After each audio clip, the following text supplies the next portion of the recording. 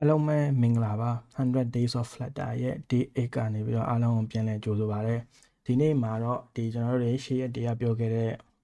object oriented programming เนาะ OOP နဲ့ပတ်သက်တဲ့ဟာတွေနဲ့ဆက်ပြီးတော့ inheritance နဲ့ mixing ဆိုတဲ့အကြောင်းလေးဒီနေ့ဆက်ပြီးတော့ဆွေးနွေးသွားမှာဖြစ်ပါတယ်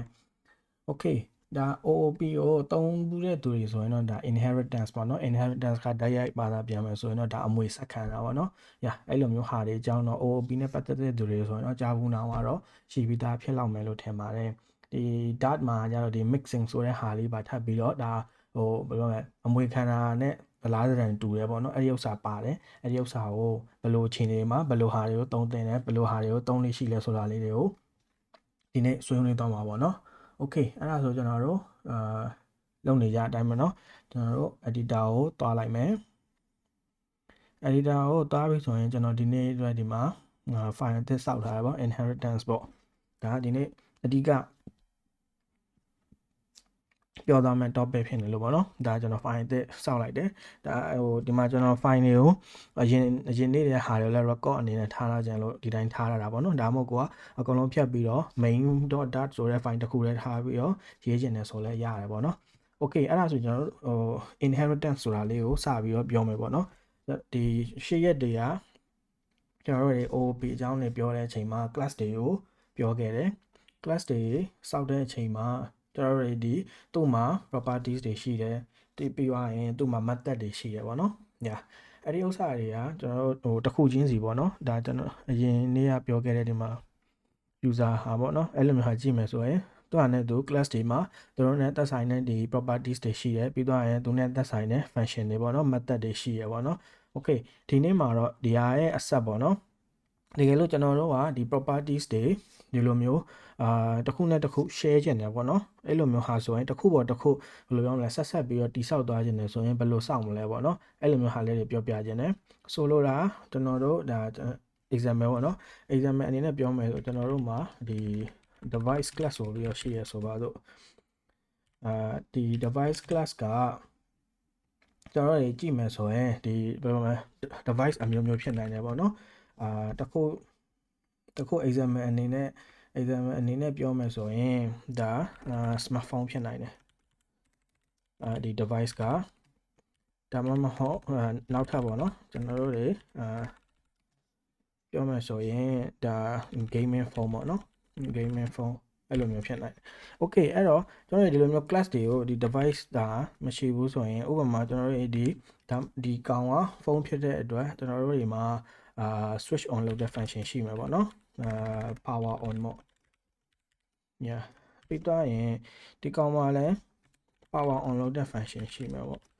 ညာအဲ့တော့ကျွန်တော်တို့မှာဒီလိုမျိုးကိုက class တစ်ခု object ပေါ့နော်သူနဲ့ဆက်တဲ့ object တစ်ခုစောက်ချင်တယ်ဆိုတာဒီ function တွေလိုက်ပြီးရေးနေရတာပွားထသွားလိုက်မယ်ပေါ့နော်ဥပမာကျွန်တော်ကဒီ smartphone အတွက်လည်း power on ဆိုတဲ့ function ကိုလိုချင်တယ်ဒီထဲမှာလည်းရှိမှာပေါ့နော်power on ပေါ့ဒါတော့ for example ပေါ့နော်ဒီထက်ပို့ပြီးတော့ complex ဒါကြီးလည်းပါကောင်းပါလိမ့်မယ်ပေါ့နော် okay ဒီမှာလည်း power on ဆိုပြီးတော့ရှိမှာဒီလိုမျိုးပေါ့နော်ကျွန်တော်ဒီလိုမျိုးဒါဒီ smartphone နဲ့ gaming phone ဆိုပြီးတော့ usage ကတော့နှစ်ခုရှိနေတယ်ဒါကျွန်တော်တို့လည်းbusiness logic အရာလိုအပ်တယ်ဆိုတော့ကျွန်တော်တို့က e-commerce တွေပါတယ်ရေးတယ်ဆိုရင် product ကအမျိုးမျိုးဖြစ်နိုင်တယ်အမျိုးမျိုးဖြစ်နိုင်တာထဲမှာသူတို့ကို share လုပ်တဲ့ object တွေရှိနိုင်တယ်သူတို့ unique ဖြစ်တဲ့ကောင်တွေလည်းရှိနိုင်တယ် unique ဖြစ်တဲ့ကောင်ဆိုတာကကြတော့ဒီ smartphone မှာဆိုလို့ရှိရင်အဓိကဒါ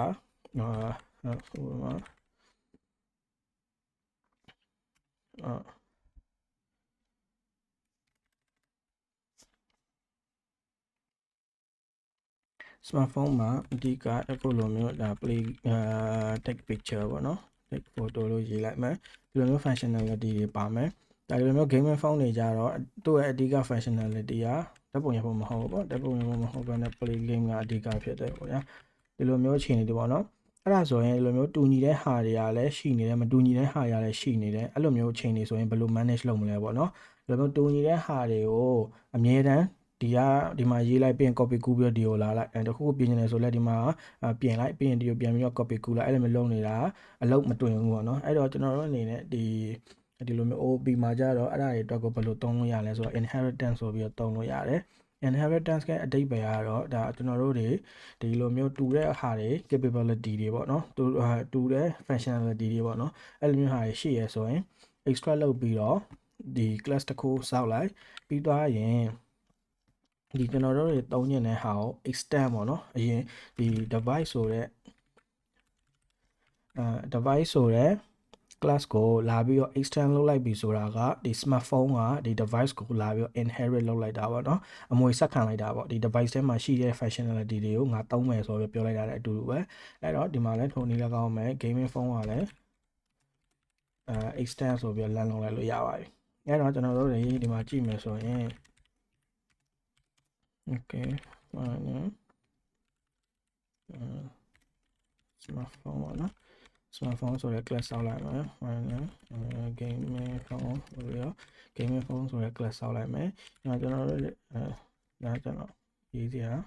print လုပ်စရာမလိုဘာလို့ဆိုတော့အဲ့ကောင် print လုပ်မှာဖြစ်နေလို့ smartphone dot ဆိုပြီးတော့ရေးလိုက်ရင်သူ့မှာ power on ဆိုတဲ့ function ရှိတယ်ပြီးရင်ဒီမှာ gaming phone ကိုလည်းကြည့်လိုက်မယ်ဆိုရင် power on ဆိုတဲ့ function ရှိပါတယ်အဲ့ဒါကျွန်တော် run လိုက်မယ်ဆိုလို့ရှိရင်ဒီမှာ power on ပေါ့နော်ဒီ device နှစ်ခုလုံးကဒီမှာနှစ်ခါလာပြီးတော့ပြရတယ်ပေါ့နော်ဒီ device ကလည်း power on function ကိုခေါ်တယ်ဒီ device ကလည်း power on function ကိုခေါ်တယ်ပေါ့နော်အဲ့တော့ဒီမှာကြည့်မယ်ဆိုရင်ကျွန်တော်တို့တွေဒီ power on ဆိုတဲ့ function ကဒီ smartphone ထဲမှာကြီးညာရတာမဟုတ်ဘူးကျွန်တော်တို့ဒီ device ကနေပြီးတော့တွားပြီးတော့ extend လုပ်လိုက်တာပေါ့နော် extend လုပ်တယ်ဆိုတာကကြတော့ inherit ပေါ့နော်ဒီ base class ပေါ့နော်ဒီလိုမျိုးကောင်ကိုကြတော့ base class ဒါမှမဟုတ်လဲ parent class လို့ခေါ်တယ် parent class ထဲမှာရှိတဲ့ဘာပဲဖြစ်ဖြစ်ငါယူသုံးမယ်ဆိုပြီးပြောလိုက်တာ ਨੇ အတူတူပဲပေါ့နော် okay အဲ့ဒါဆိုရင်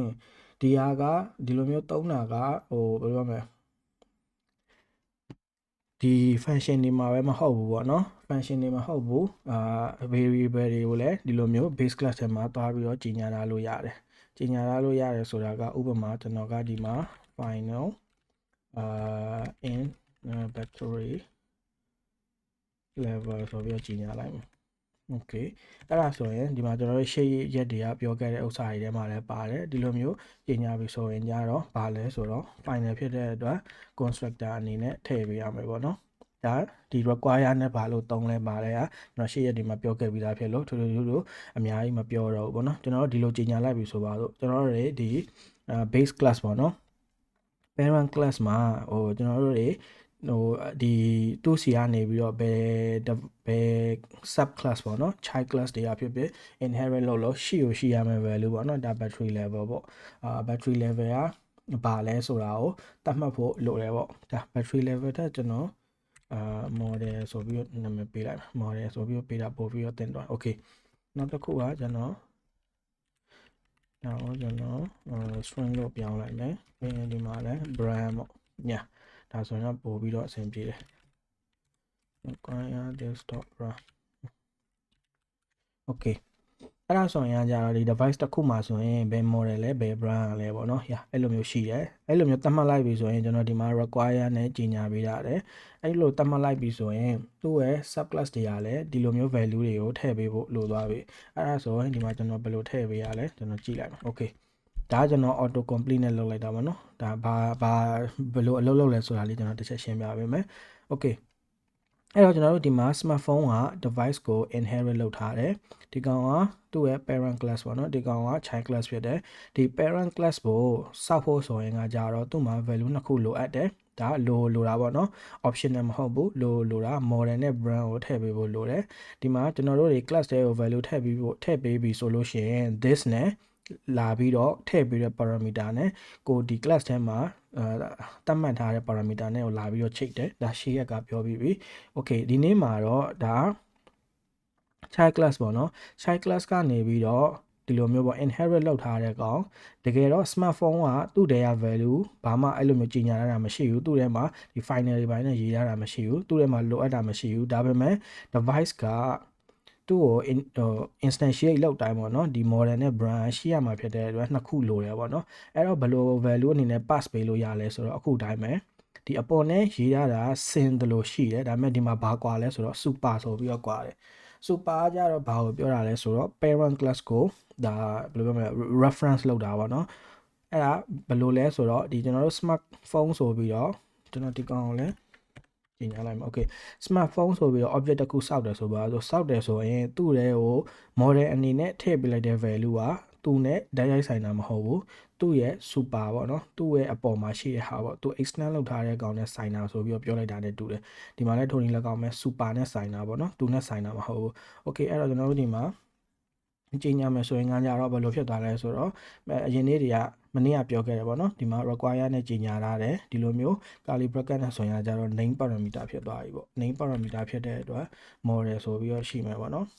smartphone ဆိုရင် model ကကျွန်တော်13 pro လို့ပေးလိုက်ပါ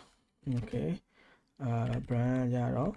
Apple ပေါ့ yeah okay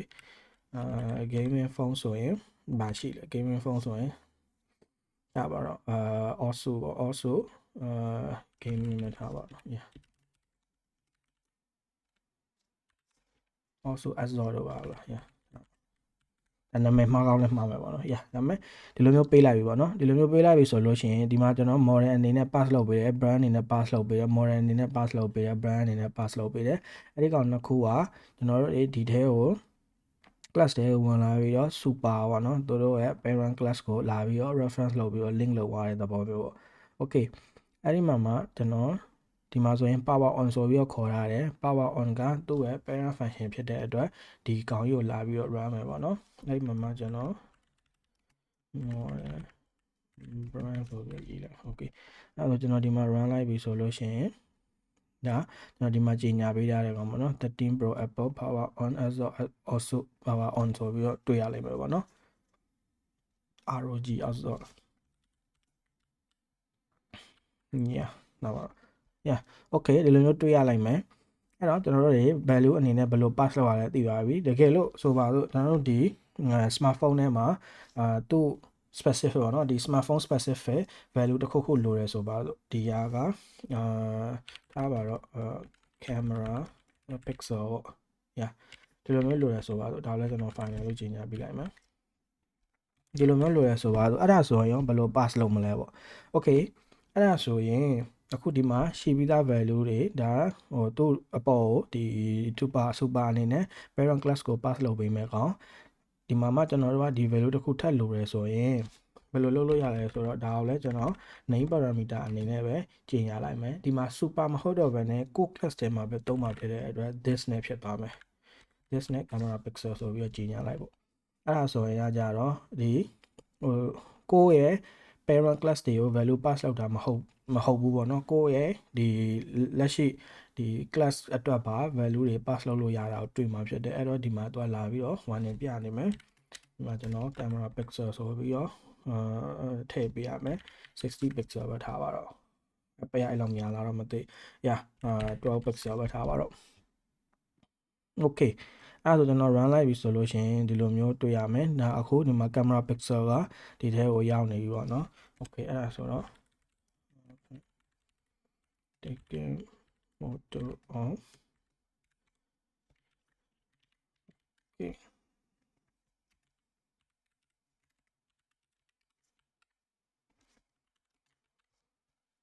okay အဲ့ဆိုရင်ကျွန်တော်ဒီမှာဒီ smartphone ကိုtake photo ဆိုပြီးတော့ run လို့ရတော့ပေါ့နော် okay အဲ့ဆိုရင်ကျွန်တော်ဒီမှာ run လိုက်ပြီဆိုရင်ဒီမှာ taking photo ဆိုပြီးတော့ကိုဒီမှာကြီးညာပေးလိုက်တယ်ပေါ့ဒီ12ဆိုရင်12ဆိုတဲ့ဟာကိုတွေ့နေရမှာဖြစ်တယ်ပေါ့နော် okay ဒါကကြတော့ value တွေဘယ်လို pass လုပ်တယ်လဲပေါ့နော်ဒါက value pass လုပ်တဲ့ဟာတကယ်လို့ကိုကဒီ child class ပေါ့နော် child class ကဆိုပါတော့အခုကျွန်တော်ဒီမှာ power on ဆိုတဲ့ဟာကို base မှာဒါ parent class မှာကြီးညာပေးရတယ်ဒါမဲ့ဒီကိုကဒီ method ကို parent class ကဟာကြီးကိုမ run ချင်ဘူးပေါ့မ run ချင်မဲ့နဲ့ကိုပိုင်တစ်ခု run ချင်တာမျိုးရှိတယ်ပေါ့နော်အဲ့ဒါဆိုဘယ်လိုလုပ်လဲပေါ့နော်ဥပမာဒီမှာ smartphone ကpower on တဲ့ဟာကရိုး power on တဲ့ဟာနဲ့မတူဘူးဆိုပါတော့ကျွန်တော် power on ဆိုပြီးတော့ကြီးညာလိုက်မယ်ဒီမှာဒါဆိုရင်showing logo ပေါ့တန်းပြီးတော့ power မ on ပေါ့ပြီးတော့မှ power on ပေါ့ okay okay ဒီလိုမျိုးဆိုပါတော့ဒီလိုမျိုးဆိုရင်ဒီမှာ तू ကလာပြီးတော့ပြနေတဲ့ဟာရှိတယ်ဘာလဲဆိုတော့ तू ဒီကောင်ကို parent class မှာကြီးညာထားတယ်ပေါ့နော်အဲ့တော့ main အနေနဲ့ဒီကောင်သုံးရင် override လုပ်ပါဆိုပြီးတော့ပြောနေတာပေါ့နော် okay ကျွန်တော်ဘာမှမလုပ်ခင်ဒီကောင်ကိုပဲတစ်ချက် run ကြည့်လိုက်မယ် run ကြည့်လိုက်မယ်ဆိုရင်အခုဒီမှာဒီလိုမျိုးတွေ့ရမှာဖြစ်တယ်ပေါ့နော်ဘာလို့လဲဆိုတော့ဒီကောင် error တက်နေတာမဟုတ်ဘူးဒါ तू ကလာပြီးတော့ဟို notify လုပ်နေတာပေါ့နော် one နဲ့အနေနဲ့မဟုတ် info အနေနဲ့ပေးနေတာပေါ့ main ဒီ class ကအပေါ်မှာရှိပြီးသား class ဖြစ်တယ် main ဒီမှာဒီလိုမျိုးသုံးတာတည်ရောတည်ကြရလားပေါ့ဒါမလိုအပ်ဘဲနဲ့ကိုကထပ်ပြီးတော့ create လုပ်တာလည်းဖြစ်မိနေမှာဆိုလို့ပေါ့ okay ဒီသူဒီမှာပြနေတယ်ပေါ့နော် line ပေါ့နော် info line ပေါ့နော်ဒါကိုပျောက်သွားစေချင်တယ်ဆိုရင်ကြတော့ထွေထွေလုပ်ဆရာမလို့ override ဆိုပြီးတော့ရေးပေးလိုက်ရပြီ override ကဘာလဲဆိုတော့အခုကျွန်တော်တို့မှာ base class ကနေပြီးတော့ရလာတဲ့ method တွေfunction တွေပေါ့နော် method တွေရှိတယ်အဲ့ဒါကိုမှကိုကဒီသူ့ပေးလာတဲ့ဟာပေါ့နော်သူထည့်ပေးလိုက်တဲ့ဟာကိုမသုံးချင်ဘူးကိုယ့်ဟာနဲ့ကိုပြန်ပြီးတော့ရေးချင်တယ်ပေါ့နော်ရေးချင်တယ်ဆိုလို့ရှိရင်ကကြတော့ဒီလိုမျိုးသုံးလို့ရတယ်ပေါ့နော်အဲ့ဒါဆိုရင် run လိုက်တဲ့အချိန်မှာသူ့လက်ရှိဒီထဲကကောင်ပဲလာပြီးတော့ run မယ်ပေါ့နော်အပေါ်ကကောင်ကိုမေ့သွားပြီပေါ့အပေါ်ကကောင်စိတ်ကိုမဝင်သားတော့ဘူးပေါ့ okay အဲ့ဒါဆိုရင်ကကြတော့ဒီလိုမျိုးသုံးလို့ရတယ်တကယ်လို့ကိုကနေမှာဒီမှာလေးကျွန်တော်ကြီးညာလိုက်မယ်ဒီမှာရတော့boost for game okay ဒီမှာကျတော့ကျွန်တော်ဘာလုပ်ချင်တာလဲဆိုတော့အပေါ်အကောင်လည်းသုံးနေတယ်ဒီလက်ရှိကောင်လည်း run နေတယ်ပေါ့အဲ့ဒါဆိုရင်ဘယ်လိုရေးမလဲပေါ့အဲ့ဒါဆိုရင်ကကြတော့ဒီတိုင်းထားရင်တော့သူကဒီထဲကကောင်ပဲပေါ့နော်လက်ရှိ gaming ဖုန်းထဲမှာရှိတဲ့ကောင်ကိုပဲ run သွားမယ်ပေါ့ကျွန်တော်ဒီအပေါ်ဟာခဏလိုက် okay gaming ဖုန်းချိန်ရဒီလိုမျိုးရေးမယ်ဆိုရင်ဒါအပေါ်ကပေါ့နော်ဒီနောက်ဆုံးကြီးညာထားတဲ့ဟာကိုပဲ run ပြီးတော့အပေါ်ကဟာကိုသူကဘာမှ game မဆိုင်ဘူးမ run သွားဘူးပေါ့ဒါပေမဲ့ကျွန်တော်ဒီနှစ်ခုလုံးကို run ချင်တယ်ပေါ့နော် run ချင်တယ်ဆိုရင်ကျတော့ဘယ်လိုကြီးညာလို့ရလဲဆိုတော့ဒီမှာသူပြလာတဲ့အတိုင်းပဲကျွန်တော် override တော့လုပ်ပေးဖို့လိုတယ်ပြီးသွားရင် super ဆိုပြီးတော့ဒါ super ဆိုတာကျွန်တော်တွေလက်ရှိ class ကနေပြီးတော့ parent class ကို reference လုပ်ချင်တဲ့ဟာပုံတာပေါ့နော်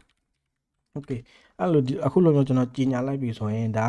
parent class က power on function ကို run ပြီးရင်ငါဒီမှာပြထားတဲ့ဟာတွေကို set run ဆိုတဲ့သဘောပေါ့အဲ့ဒါကိုကျွန်တော် run ကြည့်လိုက်မယ်ဆိုလို့ရှိရင်ဒီမှာဒါကကျွန်တော် parent class မှာကြီးညာထားတာ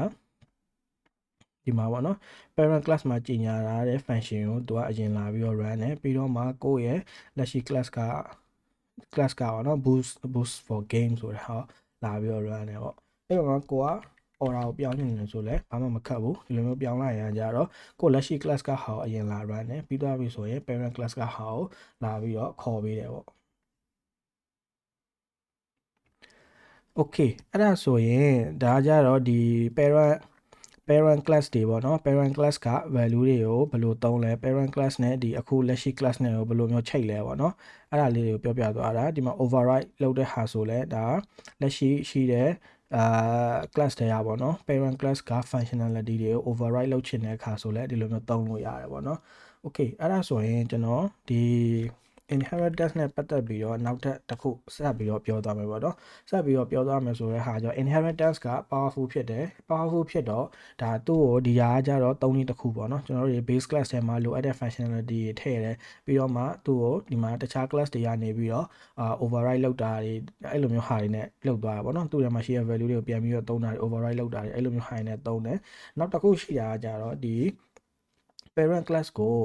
ဘာမှမရှိဘဲနဲ့ plain အနေနဲ့ကြီးညာတဲ့ဟာမျိုးရှိတယ်ဘယ်လိုကြီးညာလဲဆိုတော့ဒီသူ့ကိုကြတော့ contract လိုမျိုးဟာတွေအနေနဲ့သုံးတဲ့အချိန်မှာဆိုရင်ကြီးညာလေးရှိတယ်ပေါ့နော်အဲ့ဒါကိုကြတော့ကျွန်တော်တို့ abstract class လို့ခေါ်တယ်abstract class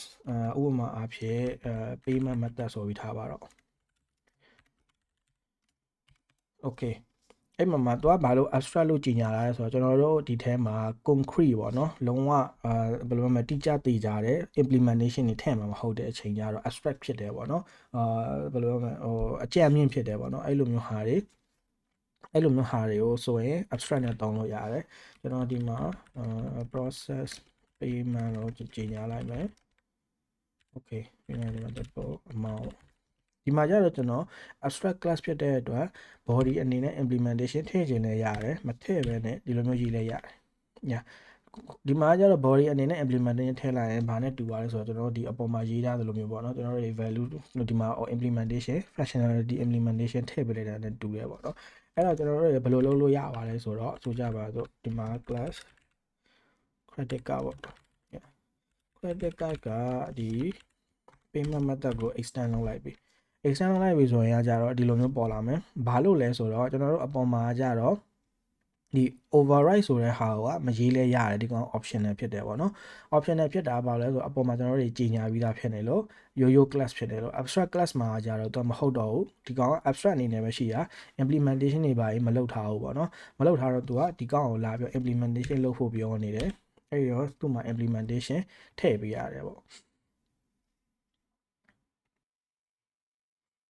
တကယ်လို့ကိုကဒီမှာလုံးဝ body ဘာမှမပါပဲမဟုတ်ပဲね body တစ်ခုခုရှိနေတယ်ပေါ့ body တစ်ခုခုရှိနေတယ်ဆိုရင်เนาะဒီကောင်ကိုမထည့်ပေးလဲရသွားပြီဒီထဲမှာ implementation ကိုထည့်ပေးတာပေါ့เนาะ okay ပုံမှန်အားဖြင့်တော့ abstract class တွေကိုဒီ class တွေ contract အနေနဲ့သုံးကြတဲ့ဟာရှိတယ်ဒါတွေ contract အနေနဲ့ဘယ်လိုသုံးလဲဒါတွေကဒီဘယ်လိုပြောမလဲdependency inversion တို့ဘာလို့ရောက်တဲ့အခါကျရင်ကျွန်တော်ဆက်ပြီးတော့ဆွေးနွေးသွားမှာပေါ့နော်အခုလောလောဆယ်ကတော့ abstract class ကိုဆိုရင်ကြတော့ပုံမှန်အားဖြင့်ဆိုရင်သူ့ထဲမှာ implementation တွေထည့်လေးမရှိဘူးဒီတိုင်းကြီးညာတာတွေပဲထားလေးရှိရပေါ့နော်ပြီးတော့မှသူ့ကိုဘယ် method ကဘယ် class တွေကယူပြီးတော့သုံးလဲ inherit လုပ်လဲပေါ့နော်အဲ့ဒီကောင်တွေထဲမှာ implement လုပ်လေးရှိရပေါ့နော် okay ဒီမှာဆိုရင်ကကျွန်တော်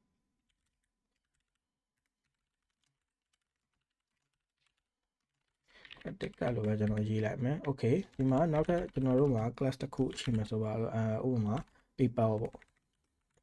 yeah PayPal ကလည်းဒါ payment method တစ်ခုပဲ yeah ဒီမှာလည်းထုံနည်းလည်းကောင်းမယ်သူ့ကိုoverride လုပ်ဖို့လာပြီးတော့ပြောနေတာဥပမာဒီမှာဆိုရင်လည်းကျွန်တော်တို့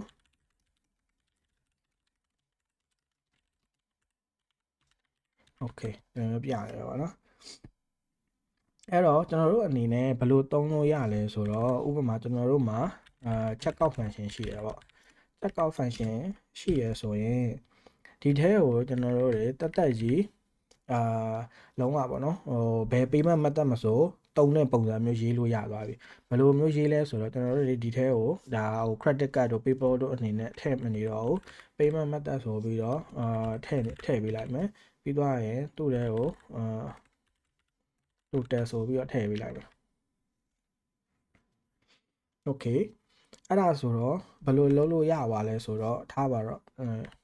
နော်ဒီကောင်ကိုright main ဆိုပြီးတော့ကြီးညာလိုက်မယ်ပြီးတော့ကျွန်တော်မှာcredit card ပေါ့နော်ဒီကောင်ဆိုရင် credit card ဒီမှာတစ်ခုရှိတာကြတော့ဒီကျွန်တော်ဒီ base class ကိုလာပြီးတော့ implement လုပ်ဟို object အနေနဲ့စောက်လို့မရဘူးပေါ့နော်ထားပါတော့ဒီကောင်လာပြီးတော့ဒီလိုမျိုး object အနေနဲ့စောက်လို့မရဘူးဘာလို့လဲဆိုတော့သူက abstract ဖြစ်တော့သူ့ထဲမှာဘာမှ implementation တွေမရှိဘူးဆိုတဲ့သဘောမျိုးပေါ့နော်ပြီးသွားရင်ဒီမှာ PayPal ဆိုပြီးတော့ရှိမှာ PayPal ဆိုပြီးတော့ရှိမှာ okay ကျွန်တော်ဒီမှာ check out လုပ်မှာပေါ့နော် check out လုပ်တဲ့အချိန်မှာကျွန်တော်ကဘယ်ဒီမှာ credit ကပဲဖြစ်ဖြစ် PayPal ပဲဖြစ်ဖြစ်ဒီ check out တွေကိုလှမ်းပြီးတော့ထည့်ပေးလို့ရသွားလိမ့်မယ်ဒီမှာဆိုရင်ထောင်ပေါ့ပြီးရင်ဒီမှာ check out ကျွန်တော် PayPal နဲ့ပေးမယ်ပေါ့နော်ဒီမှာကျတော့ဒီလိုမျိုး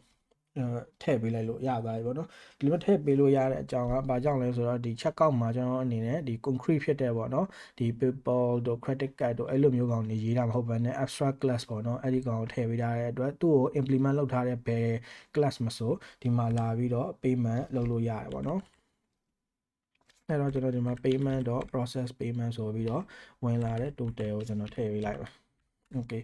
အဲ့ဒါဆိုဘာထွက်လာမလဲကြည့်ပါဦးနော်ဒီမှာမှလိုက်ပြီokay run လိုက်ပြီဆိုရင်ဒီမှာပထမဆုံးကျွန်တော် check out ဆိုပြီးတော့ခေါ်လာတယ်သူ့ထဲကို credit card ဆိုပြီးတော့ထည့်ပေးလိုက်တယ်ဒီထဲကိုဒီမှာ credit card ဆိုပြီးတော့ဝင်လာတယ်ပြီးရင် process payment ပေါ့နော်ဒီနှစ်ခုလုံးမှာ process payment ကြီးညာထားတာဖြစ်တဲ့အတွက် process payment ကိုလှမ်းပြီးတော့ခေါ်လိုက်လို့ရတယ်ခေါ်လိုက်ခြင်းအပြင်ဒီသူနဲ့ပေါ့နော်ကျွန်တော်တို့ဒီမှာ credit card ဆိုတဲ့ဒီ class ကိုပေါ့နော် object ပေါ့နော်ဒီ class ကနေထွက်လာတဲ့ object ကိုထည့်ပေးလိုက်တာဖြစ်တဲ့အတွက်သူကဒီ class ကနေပြီးတော့ implement လုပ်ထားတဲ့ process payment ကိုတွားပြီးတော့ခေါ်မယ်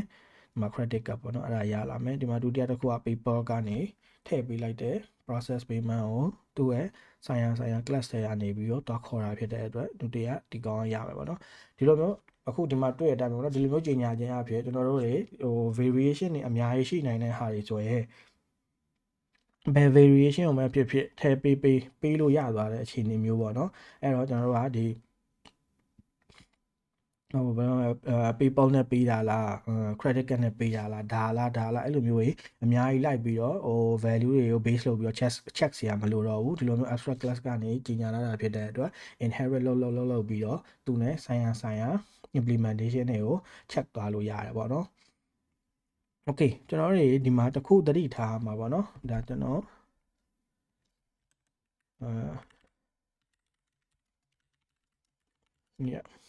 တကူသတိထားမှာပါလဲဆိုတော့ inheritance သုံးတဲ့အခါမှာ तू က inherit လုပ်ချင်တယ်ဆိုရင်တခုကပဲ inherit လုပ်လို့ရတယ်ဆိုလိုတာကျွန်တော်တို့ဘယ် base class ကနေ inherit လုပ်မှာလဲပေါ့နော်ဒီမှာတခုထပ်ပို့ပြီးတော့ပေါ့နော်လာပြီး inherit လုပ်လို့မရအောင်ဒီမှာပြတာဒီမှာရေးထားတဲ့အတိုင်းပဲ at most one extend clause လို့ပဲရေးတာအဲ့တော့ extend ကတခုကနေပဲလာပြီးတော့လုပ်လို့ရတယ်ဒီမှာဆိုရင်ကျွန်တော်ဒီမှာနောက်ထပ် abstract class တခုရှိပေမဲ့လည်းဒီ abstract class ကိုလာပြီးတော့ inherit လုပ်လို့မရတော့ဘူးပေါ့okay အဲ့ဒါကြတော့ဒါဘယ်လိုလဲ inheritance က limitation ပေါ့နော် limitation ဆိုတာထက်ဒါလုပ်လို့မရတော့တာဟာပေါ့နော်တကယ်လို့ကို့မှာဒီလိုမျိုးပေါ့နော် bank လည်းရှိရ payment method တွေလည်းရှိရအဲ့လိုမျိုးဟာရင်းနဲ့ချိတ်ဆက်ပြီးတော့ပေါ့နော်ဒီ bank က functionality ကိုလည်းကိုကသုံးချင်တယ်ဒီ payment method တွေက functionality ကိုလည်းကိုကသုံးချင်တယ်အဲ့လိုမျိုးချိန်နေဆိုရင်တော့ inheritance နဲ့အလုံးမလုပ်ဘူးပေါ့နော်နောက်ထပ်တစ်ခုရှိတာကဘာလဲဆိုတော့ဆိုပါတော့ကျွန်တော်တို့ဒီလိုမျိုးအပေါ်ကလိုမျိုးကြီးညာလာတာပဲထားပါတော့ဒီ device ထဲမှာရေးထားသလိုမျိုးပေါ့နော်ကိုက base class ရှိရပြီးရင်သူကနေပြီး inherit လုပ်လာတဲ့ class တွေရှိရပါတော့ဒါပေမဲ့ဒီ base class မှာတခုခုကျွန်တော်တို့တွေပြောင်းလိုက်တယ်ပေါ့နော်ပြောင်းလဲရဒီ base class တခုတည်းပဲသွားပြီးတော့ affect ဖြစ်တာမဟုတ်ပဲねသူ့ကိုဘယ်လိုမှီခိုထားတယ်ပေါ့နော်သူ implement လုပ်ထားတဲ့ကောင်တွေအကုန်လုံးမှာဒီ power on ဆိုလဲဒီ power on ကိုoverride မလုပ်ဘဲနဲ့ပေါ့နော်ဒီသူ့ရဲ့parent class က override ကိုတုံးနေတဲ့ကောင်တွေအကုန်လုံးသွားပြီးတော့ affect ဖြစ်မှာဖြစ်တယ်ဒါကကိုကဒီလိုမျိုးဘယ်လိုလဲ functionality ကိုလိုချင်နေဆိုရင်တော့ကိစ္စမရှိဘူးဒါပေမဲ့အခြေအနေအကြောင်းပေါ့နော်ကိုရဲ့မမျှော်လင့်မဲနဲ့အပေါ်ကတစ်ခုပြောင်းလိုက်တာနဲ့သူနဲ့ထောက်လျှောက်မိကိုကြွလျှောက်ပေါ့နော်သူ့ကိုတုံးထားတဲ့ကောင်တွေအကုန်လုံးerror တွေတက်တာတွေအမှားယွင်းဖြစ်တာတွေလည်းဖြစ်နိုင်တယ်ပေါ့နော်ပြီးတော့ရင်နောက်ဆုံးတစ်ခုကကြတော့ကျွန်တော်တို့မှာဒီ inherit လုပ်လို့ရတာအခုလိုမျိုးပေါ့နော် level ကနှစ်ခုတည်းမဟုတ်ဘူးလို့ဆိုလိုတာဥပမာကျွန်တော်တို့ဒီမှာmaster credit card ဆိုရင် extend credit card ညဒီလိုမျိုးပေါ့အဲ့မှာmaster master black credit card ပေါ့နော် okay ညဒီလိုမျိုးပေါ့နော်အစင်းကျွန်တော်တို့ဒီ extend လုပ်ထားတဲ့child class ကိုက inherit လို့အဲ့ဒါဆိုတော့ဒီ child class ကဒီ master credit card က payment parent ဖြစ်သွားတယ်ထိုနည်း၎င်းမဲ့ဒီ master credit card က master black credit card ရဲ့ parent ဖြစ်တာပေါ့ဒီလိုမျိုး nested တွေအများကြီးလုပ်တဲ့အခါမှာတခုခုပေါ့နော် error တက်လို့ပဲဖြစ်ဒါမှမဟုတ်ရင်တခုခု functionality တွေကို check ချင်လို့ပဲဖြစ်အဲ့လိုမျိုးဆိုရင်မိကိုကြွက်လျှောက်ပေါ့နော်ရှိသမျှဟာအကုန်လုံးကိုလိုက်ပြောဘယ်နေရာမှာလဲဘယ်နေရာလွဲရလဲအဲ့လိုမျိုးတွေစစ်ရတဲ့အခြေအနေမျိုးတွေရှိရပေါ့နော်အဲ့တော့ဒီလိုမျိုး nested အရန်ဖြစ်လာပြီဆိုလို့ရှိရင်ဒါinheritance သုံးတာမှန်လားဆိုပြီးတော့ပြန်ပြီးတော့စဉ်းစားမယ့်အခြေအနေမျိုးပေါ့နော်ဒါပေမဲ့ဒီ inheritance ကမသုံးရဘူးလားဆိုတော့မဟုတ်ဘူးဒီ flutter မှာဆိုလဲဒီ flutter component တွေရေးတဲ့ဟာဆိုရင်flutter component တွေရေးတဲ့ဟာတွေဆိုလဲဒီပေါ့နော်ဒီ inheritance ကိုသုံးပြီးတော့ရေးကြတဲ့ဟာတွေပေါ့နော်ကျွန်တော်ဒါကိုတော့ flutter ဒီအကြောင်းတွေရောက်တဲ့အခါကျရင်ပို့ပြီးတော့ရှင်းပြပေးသွားမယ်ပေါ့နော် okay အဲ့တော့ဒီလိုမျိုးပေါ့နော် inheritance မှာရှိတဲ့ limitation တွေကိုဘယ်လိုကျော်ဖြတ်လို့ရလဲဆိုတော့ဒါမှာပေးရတယ်ဒီ mixing ဆိုပြီးတော့ရှိတယ် mixing ကကြတော့ဘာလဲဆိုတော့သူက capability တွေကိုတက်ခွဲလိုက်တဲ့သဘောမျိုးတက်ခွဲရတယ်ဆိုတာကြတော့ဒီလိုမျိုးပေါ့နော်ခုနအပေါ်မှာပြရလို့မျိုးဒီ payment process လုပ်တယ်ပေါ့နော်ကျွန်တော်အပေါ်မှာဆိုရင် payment process လုပ်တာဒီ payment method ဆိုတဲ့ class ကဲဒီ abstract class ပေါ့နော် abstract class ထဲမှာရှိတယ်အဲ့ဒီကောင်မှာ implement တွေလုပ်ပြီးတော့ဒါ concrete ပေါ့နော်ဒီ credit card က process payment လုပ်တဲ့ဟာတစ်ခုအဲ့လိုမျိုးပေါ့နော်ပြီးရင် paper ရဲ့ process payment ဟာလုပ်တဲ့တစ်ခုဒီလိုမျိုးအနေနဲ့ concrete တွေကိုကြီးညာတဲ့ဟာမျိုးပေါ့နော်ဒါကြတော့ make sense ဖြစ်တယ်ဒါပေမဲ့ဒီအပေါ်မှာကြည့်မယ်ဆိုလို့ရှိရင်ကကြတော့ဒီ device တွေမှာဆိုလို့ရှိရင်ဥပမာtake photo ပေါ့နော်photo ဓာတ်ပုံရိုက်တယ်ပေါ့နော်ဓာတ်ပုံရိုက်တဲ့ဟာကကြတော့ဒီဖုန်းမှာမဟုတ်ဘူးဒီမှာ smartphone မှာမဟုတ်ဘူးကျွန်တော်တို့တွေဒီ gaming phone မှာဆိုလဲဓာတ်ပုံရိုက်တဲ့ capability ကရှိကောင်းရှိနိုင်တယ်ပေါ့နော်အဲ့တော့ဒီလိုမျိုး parent class မှာထည့်တာမျိုးမဟုတ်ဘဲနဲ့ပေါ့နော်ဒီနောက်တစ်မျိုးဘယ်လိုရေးလို့ရလဲဆိုတော့ mixing အနေနဲ့ရေးလို့ရတယ်ပေါ့နော်ဥပမာကျွန်တော်ဒီမှာ mixing ဆိုပြီးတော့ camera ဆိုပြီးတော့ရေးလိုက်မယ်ပြီးတော့ရင်သူ့ထဲမှာtake photo ဆိုပြီးတော့ရေးလိုက်မယ်ဒါ mixing ဆိုပြီးတော့ရေးတာဒီက class တွေပါလည်းမဟုတ်ဘူးเนาะသူက mixing တစ်ခုဖြစ်တယ်ပေါ့เนาะ okay taking photo ဒီမှာ frame ကိုရေးလိုက်မယ်ပြီးတော့နောက်တစ်ခုက record video ပေါ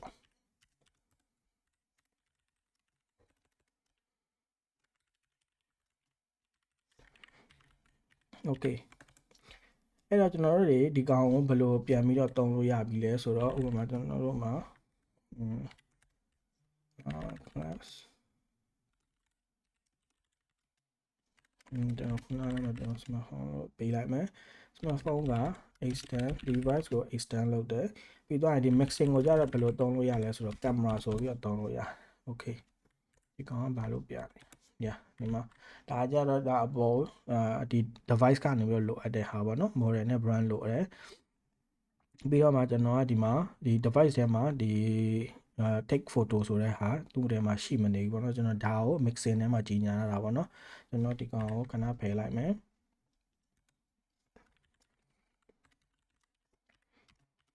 okay အဲ့ဒါဆိုရင်ကျွန်တော်မှာmy ပုံပါနော် yeah model ဒီကောင်ကpixel ဒီကောင်Google yeah okay အဲ့ဒါဆိုရင်ကျွန်တော်ဒီ my phone ကိုpower on လို့ရပြီ power on ကဒီ device ထဲမှာရှိရတော့နောက်ပြီးတော့ my phone take photo လုပ်လို့ရပြီပြီး record video ပေါ့နော်ညာဒီကောင်နဲ့အကောင်လုံးကျွန်တော်လုပ်လို့ရပြီဒီကောင်နဲ့အကောင်လုံးလုပ်လို့ရခြင်းအကြောင်းရင်းကကျွန်တော်တို့ဒါကိုဒီ take photo record video ဆိုတဲ့ဟာကိုကျွန်တော်တို့တွေဒီ base class ထဲမှာကြီးညာရတာမဟုတ် mixing အနေနဲ့တက်ခွဲထုတ်ထားတာပေါ့နော်ကိုကဒီ functionality တွေလိုချင်တယ်ဆိုရင်သူ့ကိုလာပြီးတော့ width ဆိုပြီးတော့တွဲပြီးလိုက်အဲ့ဒါဆိုရင် mixing အနေနဲ့သုံးလို့ရပြီပေါ့နော်နောက်ထပ်ကျွန်တော်တို့ဒီဒါတော့စမ်းပြနေတာပေါ့နော် okay location ပေါ့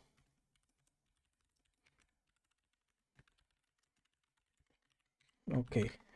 အဲ့ဒါဆိုတော့ကျွန်တော်တို့တွေအခုဒီမှာပေါ့နော် smartphone မှာ GPS functionality ထပ်ပြီးတော့လိုချင်တယ်ဆိုပါတော့ဒါ inheritance နဲ့လုပ်လို့မရပါမယ် mixing နဲ့လုပ်လို့ရတယ်အဲ့တော့ကျွန်တော်အခုဒီမှာ GPS ဆိုပြီးတော့ရေးပေးလိုက်ပြီအဲ့ဒါဆိုတော့ကျွန်တော်တို့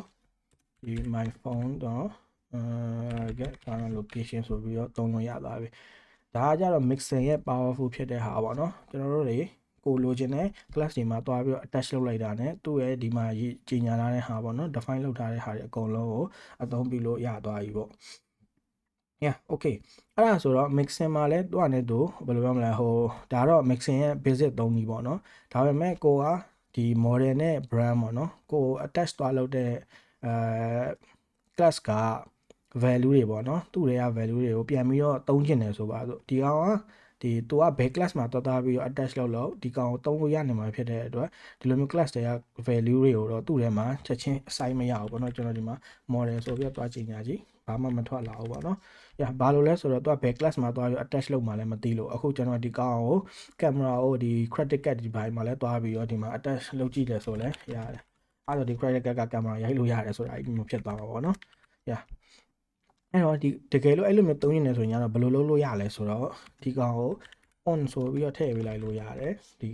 ဒါဆိုရင်ငါကဒီကောင်ကိုသုံးမှာဘယ်အတွက်လဲsmartphone ပေါ့နော် smartphone မှာဆိုပြီးတော့ကြီးညာလိုက်တဲ့ဟာမျိုးဒါပေမဲ့အခုဒီမှာအဲ့ဒါတက်နေတာကိုမြင်ရလိမ့်မယ်နော်ဘာလို့လဲဆိုတော့သူ သူကဒီ smartphone မှာ with ဆိုပြီးတော့ကြီးညာထားတယ်ပေါ့နော်အဲ့တော့သူကဒီကောင်လာပြီးတော့ attach တန်းလုပ်လို့မရဘူးအဲ့တော့ကျွန်တော်တို့ဘာမှလုပ်ပေးရမလဲဆိုတော့ device မှာလုပ်ပေးရမယ် device မှာလုပ်ပေးရတယ်ဆိုတာဒီကောင်ကဘယ်ကောင် extend လုပ်ထားတာပဲပေါ့နော် extend လုပ်ထားတာရဲ့ကောင်မှာတွားပြီးတော့ဒီ mixing ပေါ့နော်ငါကဒီ class ပေါ့နော်ဒီ base class ကို base class မှာထည့်လို့ရတဲ့ functionality တွေပါဆိုပြီးတော့ကြီးညာပေးလိုက်တဲ့သဘောမျိုးပေါ့ okay အဲ့တော့ကျွန်တော်တို့ဘယ်လိုလုပ်လို့ရသွားလဲဆိုတော့ taking photo with brand model ဆိုပြီးတော့သူ့ထဲမှာ access လုပ်လို့ရသွားပြီပေါ့နော် okay အဲ့ဒါဆိုရင်ကျွန်တော်ဒီမှာ run လိုက်ပြီဆိုလို့ရှိရင်ဒီမှာ take a photo with Google Pixel power on ညာဒါတွေကကြတော့ကျွန်တော်တို့တွေဒီ mixing ကိုတုံးလိုက်ခြင်းအဖြစ်ဒါဘယ်လို inheritance နဲ့မတူဘဲနဲ့ပေါ့နော်ကျွန်တော် functionality တွေကိုခွဲထုတ်ပြီးတော့ဒီလိုမျိုးတုံးလို့ရတာပေါ့နော်အဲ့တော့ဘယ်လိုပြောကြလဲဆိုတော့ inheritance က is a relationship လို့ပြောကြတယ် mixing ကကြတော့ has a relationship လို့ပြောကြတယ်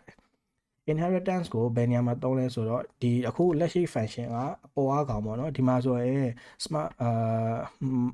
credit card ပေါ့နော် credit card က payment method တစ်ခု credit card is a payment method အဲ့လိုမျိုးသဘောမျိုးပေါ့နော်ဒီမှာပြီးရင် PayPal is a payment method အဲ့လိုမျိုး SA လို့ပြောလို့ရတဲ့နေရာတွေမှာဆိုရင် inheritance ကိုသုံးကြလေရှိတယ်ပြီးတော့ missing ကကြတော့ has ပေါ့နော်ဒီမှာကြည့်မယ်ဆိုရင် smartphone has camera smartphone has GPS အဲ့လိုမျိုးပေါ့နော် smartphone is a camera မဟုတ်ဘူး smartphone is a GPS မဟုတ်ဘူးဒီကောင်က smartphone has ပေါ့နော် smartphone မှာဒီ capability ရှိတယ်smartphone မှာ GPS capability ရှိတယ်အဲ့လိုမျိုးပေါ့နော်အဲ့လိုမျိုးပြောတဲ့အခြေအနေမှာတုံးတဲ့ဟာလို့ခွဲမှတ်ထားလို့ရတယ်ပေါ့နော် okay အဲ့ဒါဆိုရင်တော့ဒီနေ့အတွက်ကတော့ဒီလောက်ပါပဲဒီနေ့ဒီ inheritance အကြောင်းတွေပြောသွားတယ် mixing အကြောင်းတွေပြောသွားတယ်ဒါတွေကိုလိုက်ပြီးတော့စမ်းကြည့်ပြီးတော့ဘယ်လိုနေရာတွေမှာဆိုတော့ဘယ်လိုမျိုးပိုတင့်တော်ရဲဆိုတာလေးတွေစမ်းကြည့်လို့ရတယ်